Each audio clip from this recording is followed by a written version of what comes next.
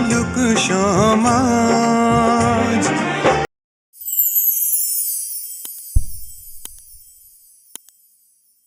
সারা বাংলাদেশ যখন এক দফা দাবিকে কেন্দ্র করে তোলপাড়, তখন আসে এক অপ্রত্যাশিত সংবাদ।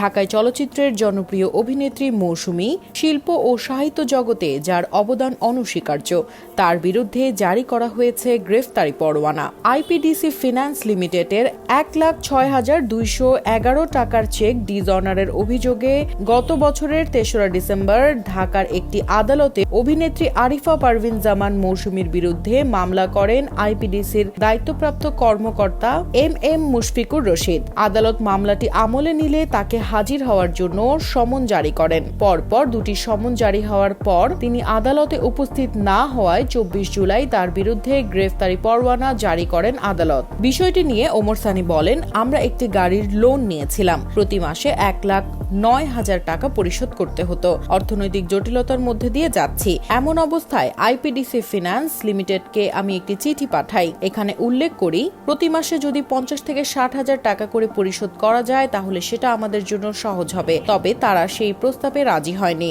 উল্টো মামলার সিদ্ধান্ত নিয়েছে। তারা ভেবেছে মৌসুমী দেশ ছেড়ে চলে গেছে, আমরাও হয়তো পালিয়ে যাব। কিন্তু মৌসুমী বা ওমর সানী এত অল্প কিছু টাকার জন্য দেশ ছেড়ে পালাবে না। ১৯৯৩ সালে কিয়ামত থেকে কিয়ামত সিনেমার মাধ্যমে ঢালিউডে অভিষেক হয় মৌসুমীর।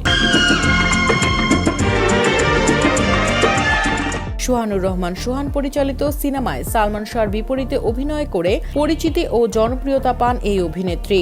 এই মুহূর্তে নায়িকা মৌসুমী যুক্তরাষ্ট্রে অবস্থান করছেন।